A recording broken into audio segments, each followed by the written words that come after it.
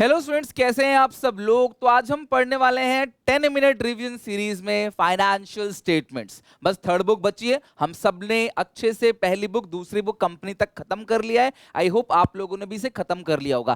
Quickly अगर आप चाहते हो कि 10 मिनट के अंदर पूरा का पूरा चैप्टर रिवीजन करो तो दिस सीरीज इज बेस्ट। हर एक पॉइंट को टच करके अच्छे से मैंने आपका रिवीजन कराया हुआ है। आपको करना क्या है, बैठना आराम से, एक एक चीज को सुनते चले जाना है। कोई काम की बात हो उसको कॉपी पे नोट कर लेना है। राइट, स्टार्ट करते हैं सबसे पहले चैप्टर से। फाइनेंशियल स्टेटमेंट्स एनालिसिस में पहला चैप्टर है financial statements of A company. किसी भी कंपनी में कौन कौन से स्टेटमेंट्स होते हैं जो फाइनेंशियल स्टेटमेंट्स है, जो किसी भी कंपनी की फाइनेंशियल इंफॉर्मेशन को प्रेजेंट करते हैं, बताते हैं कि आपके पास एसेट्स कितने की, लायबिलिटी कितने की, प्रॉफिट लॉस कितने का है, कितना कैश इनफ्लो है, कितना कैश आउटफ्लो, हर चीज की डिटेल में। तो फाइनेंशियल स्टेटमेंट्स होते कौन कौन से हैं? Balance sheet, income statement, cash flow statement और नोट्स टू अकाउंट। चार के चार क्या होते हैं? Financial statements. पहले कंपनी की बैलेंस शीट ऐसे बनती थी, ठीक फॉर्मेट में।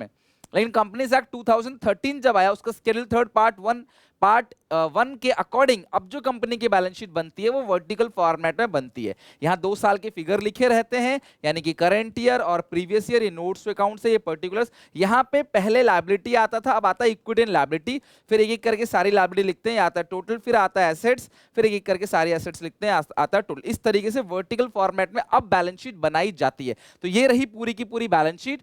इक्विटी एंड लायबिलिटी के अंदर शेयर होल्डर फंड आता है, शेयर होल्डर फंड के अंदर आता है share capital, reserve and surplus, money receive against share warrant. ठीक है, अब शेयर कैपिटल के अंदर आता है इक्विटी शेयर और प्रेफरेंस शेयर्स। और ये जो आपका रिजर्व एंड सरप्लस, इसके अंदर आता है any type of reserve, general reserve, SPR, DRR, CR, है ना। इसके बाद investment fluctuation reserve, WCR, tax reserve, subsidy reserve, any type of reserve. और सरप्लस के अंदर प्रॉफिट और लॉस दोनों आता है, प्रॉफिट प्लस होता है, लॉस माइनस। आप सबको पता है पी&एल का जो क्रेडिट बैलेंस होता है उसको प्रॉफिट बोलते हैं और डेबिट बैलेंस जो होता है उसको बोलते हैं लॉस। अगला है share money receive against share warrant. Share warrant जो फ्यूचर में शेयर्स में कन्वर्ट होने वाले हैं, उनसे जो आपने पैसा लिया है। एप्लीकेशन का मनी अलॉटमेंट पेंडिंग, आपने एप्लीकेशन का तो पैसा ले लिया लेकिन अलॉटमेंट आप अप्रैल में करने वाले हो, नेक्स्ट ईयर करने वाले हो। उसके बाद non current liability, long term borrowing, इसमें लोन, डिबेंचर, बॉन्ड, ये सब आता है। डेफर्ड टैक्स लायबिलिटी, जहां पे अकाउंटिंग इनकम जो है वो ज्यादा है, किससे? टैक्सेबल इनकम से। Then other long term liability, long term provision, फिर आता है current liability, short term borrowing, trade payable, other current liability और short term provision. Short term provision में आता है provision for tax, trade payable में आता है क्रेडिटर्स और bills payable, short term borrowing के अंदर आता है mature debenture, short term loan, bank overdraft, cash credit, ये सब चीजें आती हैं।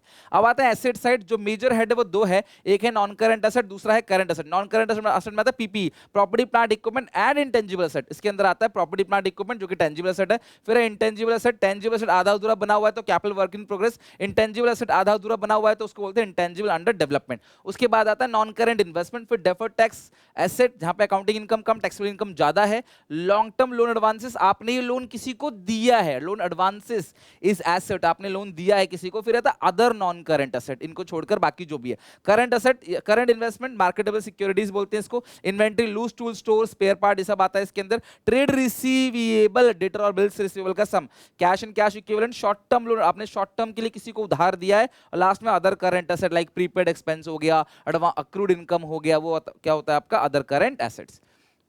अब आते हैं इसी तरीके से कंपनी का एक स्टेटमेंट होता है इनकम स्टेटमेंट, जिसको स्टेटमेंट ऑफ पी&एल भी बोलते हैं। इसके अंदर जो सबसे पहली चीज है वो है रेवेन्यू फ्रॉम ऑपरेशंस। इसमें ऐड करेंगे अदर इनकम, तो हमारे पास क्या आएगा? Total revenue. फिर खर्चों की लिस्ट बनाएंगे, cost of metal consume, change in purchase of stock, change in inventory, employ benefit expense, finance cost like interest वगैरह, डेप्रिसिएशन टेंजिबल पे लगता है, अमोर्टाइजेशन इंटेंजिबल पे, सारी के सारे एक्सपेंसेस को जोड़ेंगे, आएगा टोटल एक्सपेंस। फिर टोटल रेवेन्यू में से घटाएंगे टोटल एक्सपेंस, तो आएगा प्रॉफिट बिफोर टैक्स। फिर टैक्स चार्ज करेंगे उसके ऊपर, तो लास्ट में क्या आएगा? Profit after tax. ये पूरा का पूरा जो स्टेटमेंट है इसको बोलते हैं स्टेटमेंट ऑफ पी&एल या इनकम स्टेटमेंट, राइट। अब आते हैं ऑपरेटिंग साइकिल। जिस दिन तुमने कच्चा माल खरीदा उसको फिनिश गुड्स में कन्वर्ट किया, इन्वेंटरी मेंटेन किया, इन्वेंटरी को बेचा, बेच के डेटर और बिल्स रिसीवेबल कलेक्ट किया, फिर उनसे आपको पैसा मिल गया। ये पूरा का पूरा टाइम क्या होता है क्लास? इसको बोलते हैं ऑपरेटिंग साइकिल। ये पीरियड होता है होल्डिंग पीरियड, आप स्टॉक को यहां तक होल्ड करते हो और यहां से बेच के आप कलेक्शन करते हो। Collection period operating cycle given नहीं होता तो हम 12 महीने का लेके चलते हैं, ठीक है। मैं आपको एग्जाम से पहले प्रीमियम मॉक्स दूंगा जिसके अंदर मैंने इसका क्वेश्चन डाल रखा है, क्योंकि ये क्वेश्चन इस बार पेपर में पूछा जा सकता है। आपको क्लासिफाई करनी है ये करंट लायबिलिटी है या नॉन करंट लायबिलिटी। ध्यान रखना, कोई भी चीज अगर ऑपरेटिंग ऑपरेटिंग साइकिल के अंदर अंदर है वो हमेशा करंट नेचर का होता है। ऑपरेटिंग 11 है, 11 के अंदर है ना एक्सपेक्टेड पेमेंट जो है वो कब होगी, 8 महीने के अंदर, तो ये हो गया करंट लायबिलिटी। ये इसके अंदर अंदर देखो, ये 18 ये 15 अंदर अंदर है, 18 के अंदर ही 15 आता है करंट लायबिलिटी, 15 के अंदर ही 13 आता है करंट लायबिलिटी। जो जो चीजें ऑपरेटिंग साइकिल के अंदर अंदर है वो चीज क्या होती है आपके लिए, करंट नेचर का होता है। अगर जो चीज ऑपरेटिंग साइकिल से बाहर चला गया तो आपको चेक करना है क्या ये 12 से भी बाहर चला गया, ये भी आपको चेक करना है। लाइक ये है 10 से बाहर चला गया बट 12 से बाहर नहीं गया तो अभी भी ये करंट लायबिलिटी है। ये 10 है और ये 15 का पेमेंट पीरियड है, तो ये 10 से बाहर चला गया, 15 है ना, लेकिन 12 से भी बाहर चला गया, हाँ 12 से भी बाहर चला गया तो ये नॉन करंट लायबिलिटी। ये 18 है, ये 24 है, तो ये 18 से बाहर चला गया, ये 12 से भी बाहर चला गया, तो ये क्या हो गया आपका नॉन करंट लायबिलिटी। और ऑपरेटिंग साइकिल गिवन नहीं है और ये गिवन है 13, ये 0 है, गिवन ही नहीं है सॉरी, तो फिर भैया ये 13 है तो नॉन करंट लायबिलिटी, अगर ये 11 है तो फिर current liability. Operating cycle given नहीं होती तो हम उसको 12 महीने का मानते हैं। फाइनेंशियल स्टेटमेंट्स में बहुत सारी कमियां हैं, जैसे हिस्टोरिकल रिकॉर्ड्स है, पुरानी चीजें रिकॉर्ड की जाती है, पुरानी कॉस्ट पे बहुत सारे अजम्पशंस ली जाती हैं जो कि ट्रू नहीं होती, नेगेटिव इंपैक्ट को छुपाया जाता है, विंडो ड्रेसिंग की जाती है, क्वालिटेटिव एलिमेंट्स को इग्नोर किया जाता है, एम्प्लॉइज की क्वालिटी को भूल दिया जाता है क्योंकि भैया उसकी पता है कोई वैल्यू है नहीं। अच्छे ईमानदार एम्प्लॉइज है ना, उसकी कोई वैल्यू नहीं है क्योंकि लिख नहीं सकते उसको ना पैसों में। अगला है प्राइस लेवल चेंजेस, प्राइस भी चेंज होता है, 2010 का 100 रुपए आज का 100 रुपए में बहुत अंतर है, तो ये जो प्राइस लेवल का चेंजेस आता है इन्फ्लेशन से उसको भी हम यहाँ पे रिकॉर्ड नहीं कर पाते। The most important thing is accounting users. हम जो फाइनेंशियल स्टेटमेंट बनाते हैं उनको यूज कौन करते हैं, कुछ कंपनी के अंदर के लोग जिनको बोलते हैं मैनेजमेंट और ओनर। कंपनी के अंदर के लोग मैनेजमेंट को बहुत सारे स्ट्रेटेजिक डिसीजंस लेने होते हैं जिसकी वजह से वो कंपनी की balance sheet, P&L, cash flow statement को पढ़ते हैं और ओनर जानना चाहता है प्रॉफिट कितना है। और ये सब कंपनी के बाहर के लोग हैं, ये भी कंपनी के फाइनेंशियल स्टेटमेंट्स में इंटरेस्टेड हैं, they are the users of the financial statement. और ये बाहर के लोग लाइक शेयर होल्डर्स, इनको कितना मुनाफा मिल रहा है कि नहीं, एम्प्लॉइज को बोनस मिल रहा है कि नहीं, एम्प्लॉइज ने ईसॉप खरीद रखे हैं उनके शेयर के प्राइस बढ़ रहे हैं कि नहीं, सरकार को टैक्स लगाना होता है, उधार देते हैं ये लोग, हमारे बारे में जानेंगे। इन्वेस्टर्स, इन्होंने इन्वेस्टमेंट कर रखा है तो इन्वेस्टमेंट को कंटिन्यू करें या बेच के निकल जाएं। पोटेंशियल इन्वेस्टर, ये करने वाले हैं तो करें या ना करें।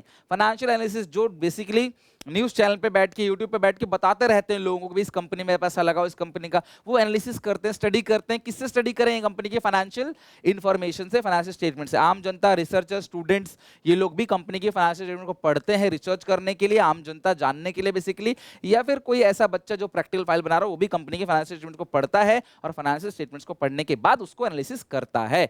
अब आते हैं हेडिंग सब हेडिंग, बहुत इंपॉर्टेंट है, ज्यादातर चांस है एग्जामिनेशन में हेडिंग सब हेडिंग भी आए। Calls in arrear, main head है share holder fund, sub head है सब्सक्राइब शेयर कैपिटल से माइनस करते हैं, share forfeit account subscribe share capital में ऐड करते हैं, मेन हेड है share holder fund. Calls advance income, interest on accrued, interest accrued and due on borrowing, ये आता है। मेन हेड क्या है, करंट लायबिलिटी, सब हेड क्या है, other current liability. Unclaim dividend हो, अनपेड डिविडेंड हो, मेन हेड है करंट लायबिलिटी, सब हेड है other current liability. Debenture, loan, bond, main head है non current liability, sub head है लॉन्ग टर्म बोरोइंग। किसी भी टाइप का रिजर्व या प्रॉफिट, मेन हेड है share holder fund, sub head क्या है रिजर्व एंड सरप्लस। लेकिन स्टेटमेंट ऑफ मिलकर डेबिट बैलेंस लॉस है, मेन हेड है share holder fund, sub head है reserve and surplus by way of deduction. Public deposit, bond, debenture सब non current liability, long term borrowing. Debtor bills receivable आता है trade receivable के अंदर और वो आता है करंट एसेट्स के अंदर।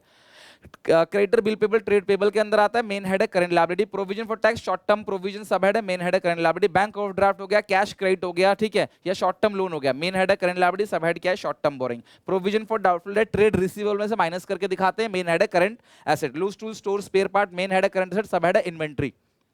इसके अलावा अनपेड डिविडेंड, मेन हेड है करंट लायबिलिटी, सब हेड है other current liability. Premium on redemption of debenture, NCERT कहता है लॉन्ग टर्म बोरोइंग्स के अंदर आता है, सब हेड और मेन हेड के non current liability. Interest on calls advance, SIM calls advance जैसा, मेन हेड है करंट लायबिलिटी, सब हेड क्या है other current liability. Loans repayable on demand, क्योंकि डिमांड पे रीपे करेंगे इसलिए करंट लायबिलिटी है और शॉर्ट टर्म बोरोइंग है। Capital advances non current asset है, लॉन्ग टर्म लोन एडवांसेस, आपने लंबे समय के लिए उधार दिया है। कैपिटल वर्क इन प्रोग्रेस, ये एसेट है जो आधा अधूरा बना हुआ है, मेन हेड है non current asset, sub head है पीपी। इंटेंजिबल्स के अंदर इंटेंजिबल्स सॉरी टेंजिबल मतलब पीपी। आउटस्टैंडिंग सैलरी, कोई भी आउटस्टैंडिंग चीज हो, करंट लायबिलिटी, सब हेड है other current liability. Raw material inventory के अंदर आता है, मेन हेड है करंट एसेट। अगला है cash and bank balance, main head है करंट एसेट, सब हेड है कैश एंड कैश इक्विवेलेंट। अगला है गुडविल, माइनिंग, पेटेंट ट्रेडमार्क है ना, ये सारी चीजें नॉन करंट एसेट के अंदर आता है। Property plant equipment and intangible asset के अंदर आता है intangible asset. Provision for employee benefit expense, non current liability, long term provision है। Proposed dividend contingent liability, balance sheet के अंदर आता ही नहीं, फुट नोट के अंदर आता है। Current maturity of long term debt, main head है करंट लायबिलिटी, सब हेड है अदर करंट लाइबिलिटी, और टीएस कहता है शॉर्ट टर्म बोरोइंग, आप कोई भी लिख सकते हो। अब बेसिकली उसको फॉलो करना है एनसीईआरटी को।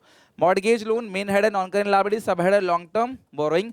प्रीपेड इंश्योरेंस या अक्रूड इनकम मेन हेड है करंट एसेट, सब हेड है अदर करंट एसेट, ध्यान रखना। Then live stock non current asset, property plant equipment and tangible asset के अंदर आता है tangible, property plant equipment. Matured debentures current liability other current liability. Capital work in progress पढ़ चुके हैं पहले ही, नॉन करंट एसेट पीपीई के अंदर आएगा PPE. Employ earn leave in cash payable on retirement, retirement पे किया जाएगा इसलिए non current liability long term provision. और ये अर्न लीव इन कैशेबल, ये तुरंत पे किया जाएगा तो करंट लायबिलिटी है short term provision. That's it. Main heading सब हेडिंग एवरीथिंग हमने अच्छे से रिवीजन कर लिया। थोड़ी सी वीडियो लंबी हो तो मुझे माफ करना, बट मैंने एक एक चीज आपको रिवीजन कराया क्योंकि ये पूरा चैप्टर ही थ्योरी है, तो इसमें कुछ बचा है नहीं छोड़ने लायक, मैंने सारी चीजें करा दी। तो यहाँ तक पढ़ के आना, मिलता है नेक्स्ट वीडियो में। Till then take care, bye bye.